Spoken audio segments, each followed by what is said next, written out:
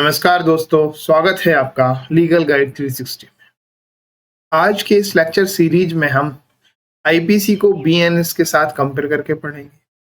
IPC की जो section 23 थी उसको हम कंपेयर करके कब पढ़ेंगे बीएनएसएस के साथ 36, 37 और 38।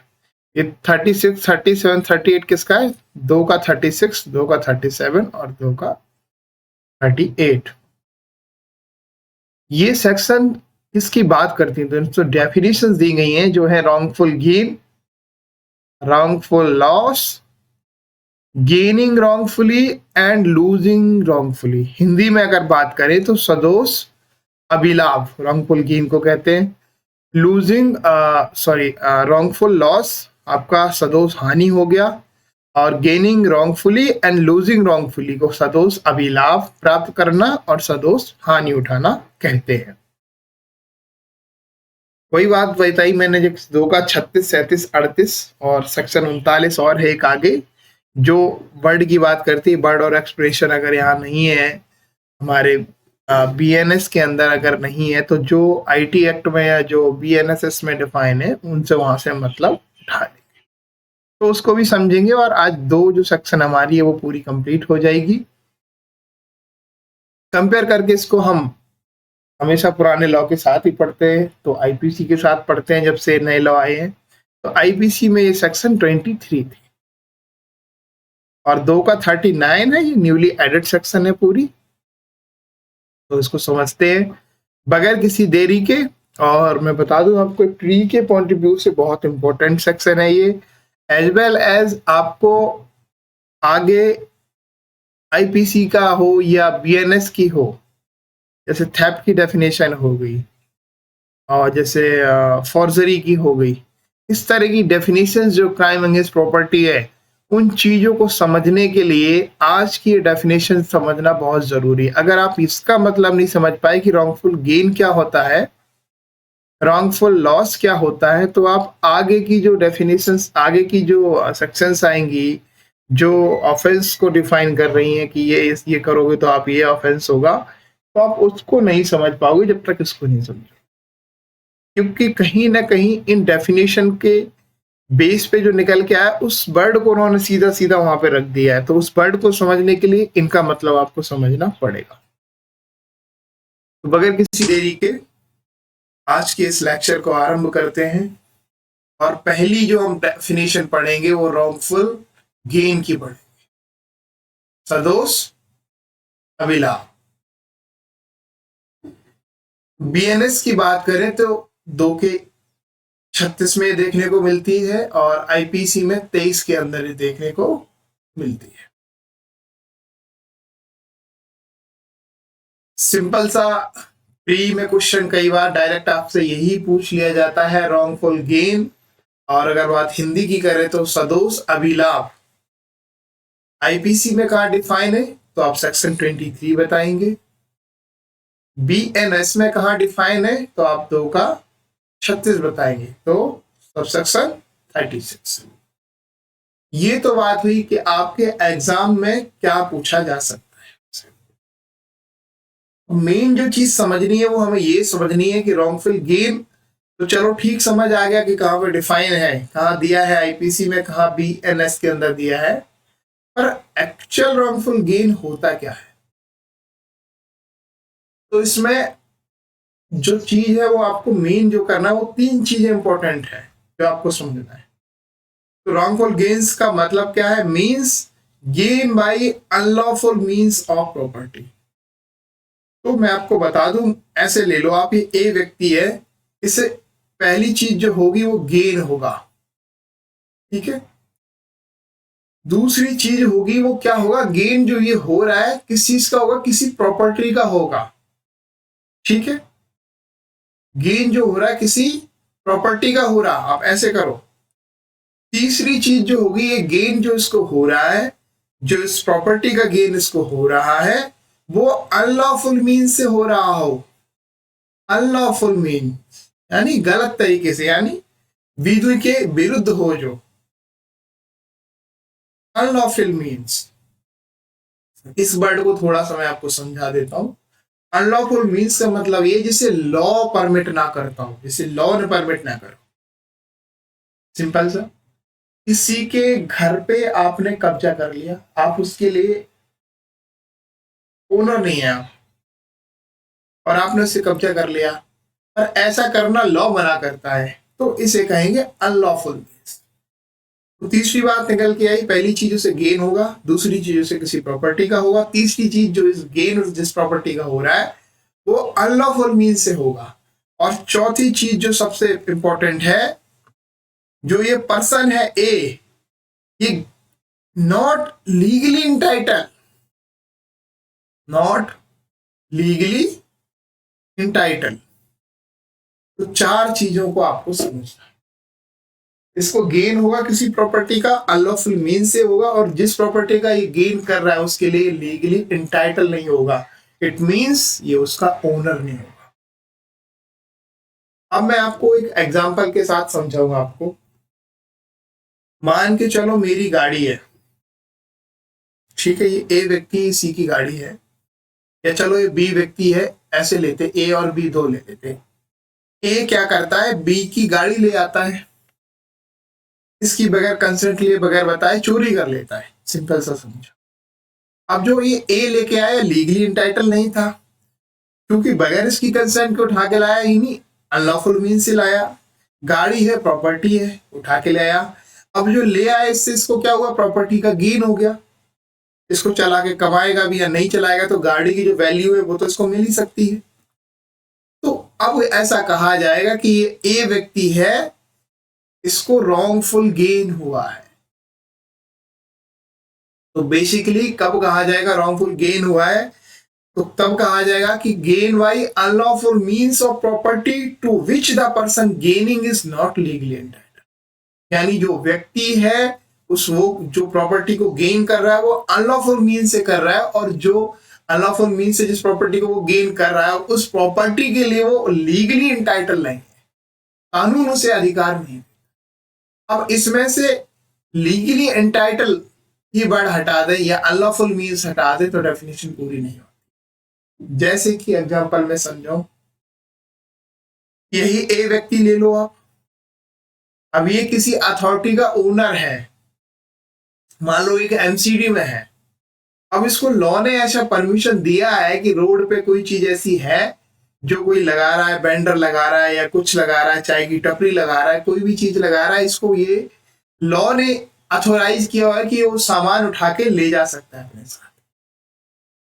तो ये क्या करता है, वो जो सामान है, सामान क्या हुआ, प्रॉपर्टी हुई, उसको ये उठा के ले गया। अब इसके लिए ये क्या है, अनलॉफुल मीन्स नहीं कहेंगे, इसे लॉफुल मीन्स कहेंगे, क्योंकि उसे एक अथॉरिटी ने ऐसा करने का पावर दिया है, ऐसा करने का एक कानून ने उसे अधिकार दिया है। वो इसके लिए क्या है, अथोराइज पर्सन है, लीगली एंटाइटल है। तो उस सिचुएशन में इसे रॉन्गफुल गेन नहीं कहेंगे। रॉन्गफुल गेन कब कहेंगे, जब वो किसी प्रॉपर्टी का गेन हो रहा हो वो अनलॉफुल मीन से होना चाहिए, और जो गेन कर रहा है वो लीगली इंटाइटल नहीं होना चाहिए उसके लिए। अगर मैं इसको ये कहूं कि कोई व्यक्ति है लीगली इंटाइटल है और फिर वो अपनी प्रॉपर्टी लेता है, मान लो अनलॉफुल मीन से ले लेता है, तो क्या तब रॉन्गफुल गेन कहेंगे, तो नहीं कहेंगे। बस इस चीज को हमें समझना है। रॉन्गफुल गेन कब कहेंगे, जब ये चारों चीजें पूरी हो जाती। लीगली एंटाइटल है कोई और अनलॉफुल मीन्स से, लॉफुल मीन्स की जगह मैं कह रहा हूं अनलॉफुल मीन्स यूज कर लेता, मतलब फोर्स यूज करके ले आता है वो, पर उसके लिए लीगली एंटाइटल है, तो उसे रॉन्गफुल गेन तो हम नहीं, क्योंकि वो हकदार है उसके लिए कानूनी रूप से।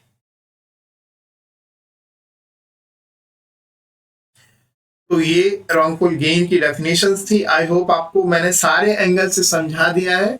लास्ट में एक बार फिर यही कहूंगा, कोई भी प्रॉपर्टी जिसका गेन हो रहा है और वो जो गेन हो रहा है उस प्रॉपर्टी को अनलॉफुल मीन से गेन किया गया है, और जो व्यक्ति गेन कर रहा है वो उसके लिए लीगली एंटाइटल नहीं है, तब कहा जाएगा कि अनलॉफुल ये रॉन्गफुल गेन है, यानी हिंदी में बात करें तो उसे सदोष अभिलाभ प्राप्त। ठीक है, नेक्स्ट डेफिनेशन जस्ट इसकी उलट है, यानी रॉन्गफुल हानि, हिंदी में बोलते हैं सदोष हानि। मेन प्री के लिए जो याद करने वाली बात वही है कि अगर आईपीसी के परिप्रेक्ष्य में पूछे तो सेक्शन 23, और अगर नए लॉ के परिप्रेक्ष्य में पूछे तो सेक्शन 2 सबसेक्शन 37।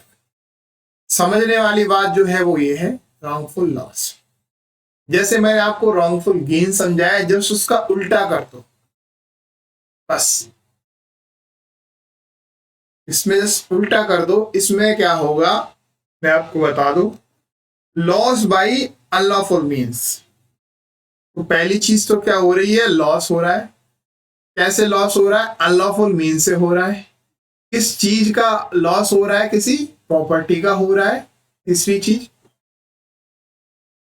और जो पर्सन से का लॉस हो रहा है, लूजिंग इट, वो क्या है, लीगली एंटाइटल, लीगली एंटाइटल। अब समझते हैं फिर इसको ए और बी से। ये जो बी व्यक्ति है, ये क्या है, अपनी प्रॉपर्टी इसकी चली गई जिसके लिए लीगल एंटाइटल हो। ऐसा ले किसने लिया, उसी एग्जांपल को समझते हैं, गाड़ी वाले एग्जांपल को। बी एक गाड़ी का मालिक है, लीगली एंटाइटल है। ये ए व्यक्ति है, ये रात में आता है, इसकी गाड़ी उठा ले जाता है। तो यहां पे जो ए है ये गाड़ी उठा ले गया, रॉन्ग अनलॉफुल मीन से ले गया। अब जो बी व्यक्ति है इसको क्या हो रहा है, लॉस हो रहा है। किस चीज का लॉस हो रहा है, इसकी जो गाड़ी गई उस प्रॉपर्टी का लॉस हो रहा है। और जो ए लेके गया वो अनलॉफुल मीन से ले गया है। और जो बी व्यक्ति है ये क्या है, लीगली इंटाइटल है। तब कहेंगे कि रॉन्गफुल लॉस हो गया, यानी बी को क्या हो गया, रॉन्गफुल लॉस हो गया, और ए को क्या हो गया, यहीं पे रॉन्गफुल गेन हो गया। अब मैं थोड़ी सी सिचुएशन चेंज करूं, अगर ये बी व्यक्ति है, ये लीगली एंटाइटल ना हो इस गाड़ी को रखने के लिए, फिर अगर ए ले जाता है तो ये कहा जाएगा कि बी को रॉन्गफुल लॉस नहीं हुआ। बेशक इसकी पोजीशन से गाड़ी गई, और लॉ ने अगर इसे लीगली एंटाइटल नहीं करा इस प्रॉपर्टी के लिए, तो फिर नहीं कहा जाएगा कि रॉन्गफुल लॉस हुआ है। तो रॉन्गफुल लॉस तभी होगा जब अनलॉफुल मीन से हो किसी प्रॉपर्टी का, और जिस व्यक्ति का लॉस हो रहा है उससे वो चीज लूज हुई हो, उससे चली गई हो, और जो ऐसी चीज चली गई है उसके लिए वो लीगली एंटाइटल। तो आई होप अब आपको रॉन्गफुल लॉस और रॉन्गफुल गेन दोनों समझ में आ गया। गेन मैंने इसीलिए बहुत अच्छे से समझाया क्योंकि उसका जस्ट ये उल्टा है।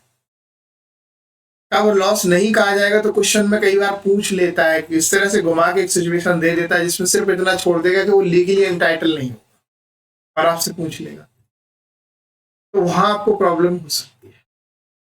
समझना यही है कि लीगली एंटाइटल होना चाहिए, तब उससे कोई चीज लूज हो रही है और अनलॉफुल मीन से कोई लेके जा रहा हो। भाई किसी चीज के आप ओनर हो, वो चीज आपकी जा रही है, आप उसके मालिक हो, आप छूट रही है, वो आपसे कोई लेके जा रहा है, अनलॉफुल मीन से छीन के लेके जा रहा है, तभी तो आपको लॉस होगा। जिस चीज के लिए आप मालिक ही नहीं हो, किसी और की प्रॉपर्टी लेके जा रहा है, मान लो गाड़ी आपके पड़ोसी की लेके जा रही, तो आपको रॉन्गफुल लॉस कैसे हो गया। रॉन्गफुल लॉस तो उसको होगा जो लीगली एंटाइटल है उस चीज के लिए। आई होप अब आपको समझ आ गया। जो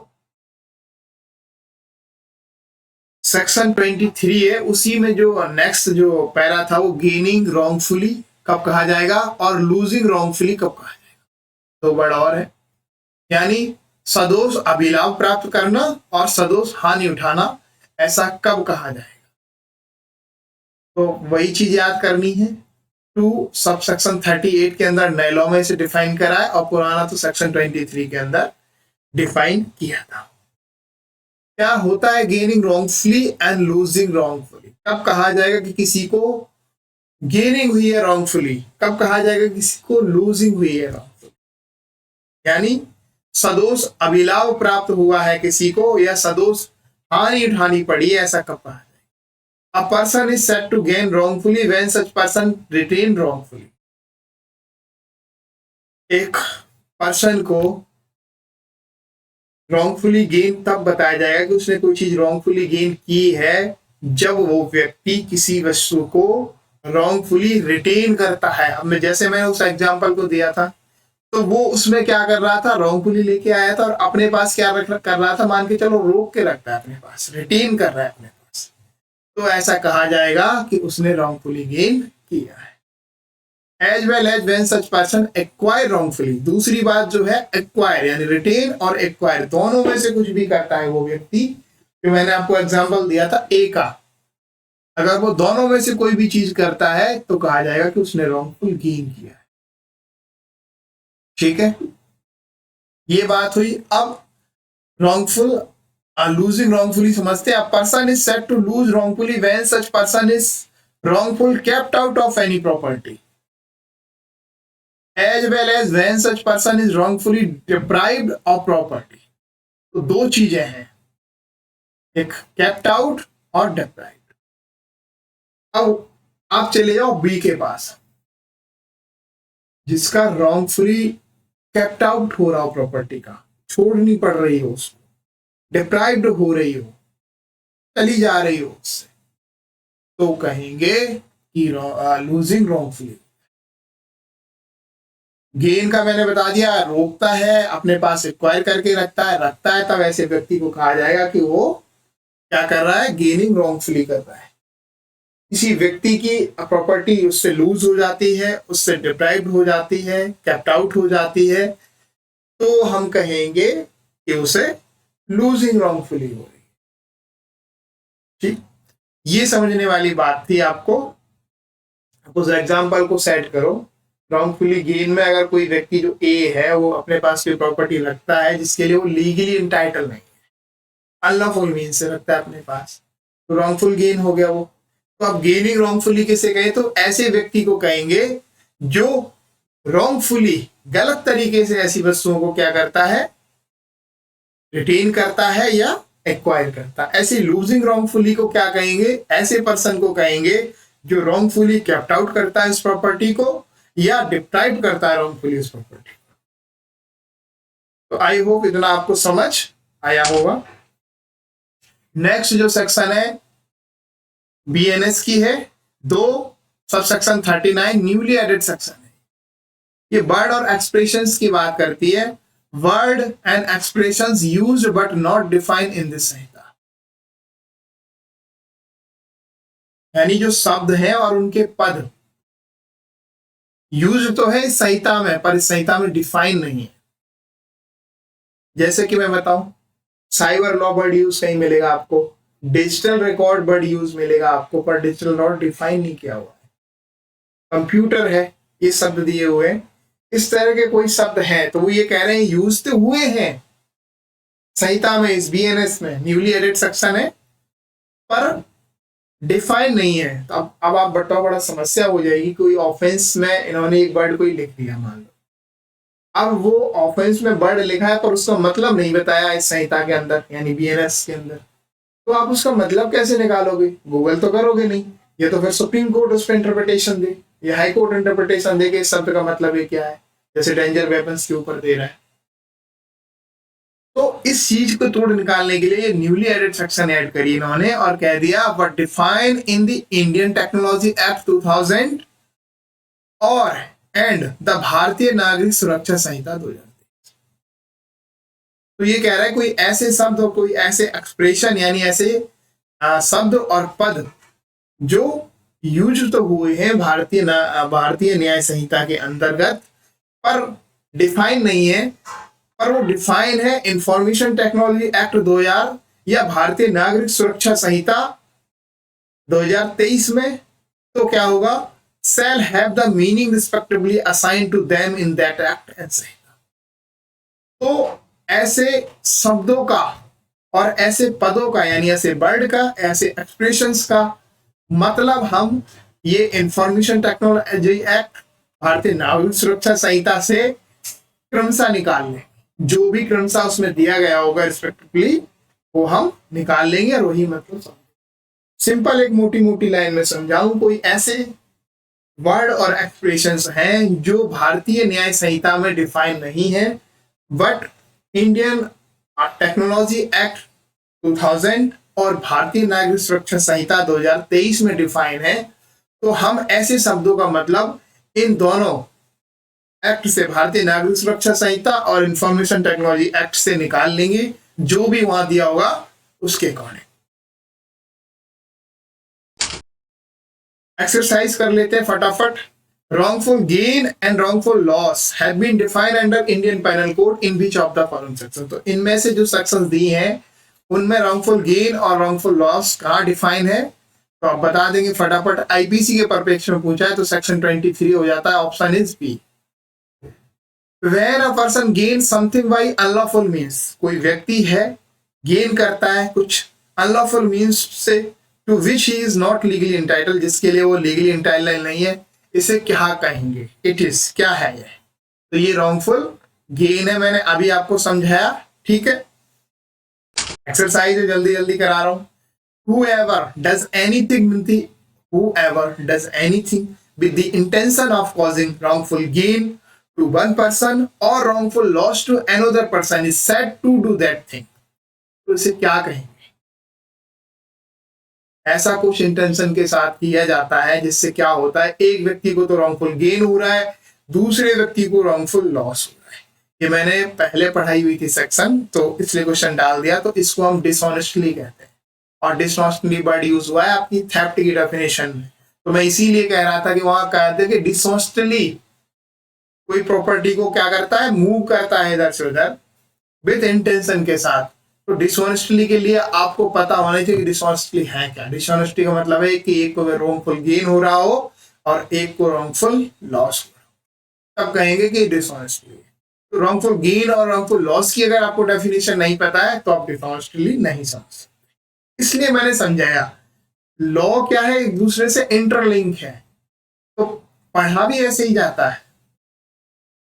तो ये डिसऑनेस्टली हो जाएगा इसका आंसर।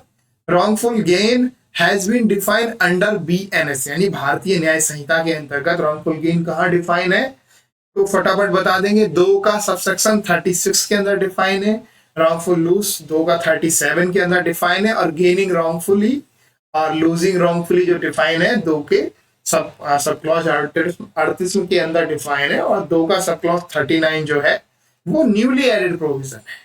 तो आई होप आज के इस लेक्चर सीरीज में आपको बहुत अच्छे से डेफिनेशन समझ आ गई होंगी। Thank you so much. Join our Telegram channel to get free study material. अगर आपको ये PPT चाहिए या ये PDF चाहिए तो आप ये सीधा सा जाके आप ये तो टेलीग्राम चैनल पे लीगल गाइड 360 टाइप कर दें या इस QR कोड को स्कैन कर लें, वहां से आप इस चैनल को ज्वाइन कर सकते हैं। बाकी यूट्यूब पर भी जाके आप सर्च करके लीगल गाइड 360 करके ज्वाइन कर सकते हैं। Thank you for watching. Subscribe for more video. आप चाहते हैं कि मैं इस तरह के और वीडियोस बनाऊं और आपको अच्छा लगता है तो आप सब्सक्राइब करें, नहीं भी अच्छा लगता है तब भी आप मुझे कमेंट करके बताएं कि इसमें क्या कमी रह गई है, जिसे मैं इंप्रूव करूंगा। Thank you so much. मिलेंगे कल या नेक्स्ट डे फिर किसी ऐसे लेक्चर सीरीज के साथ। तब तक के लिए धन्यवाद।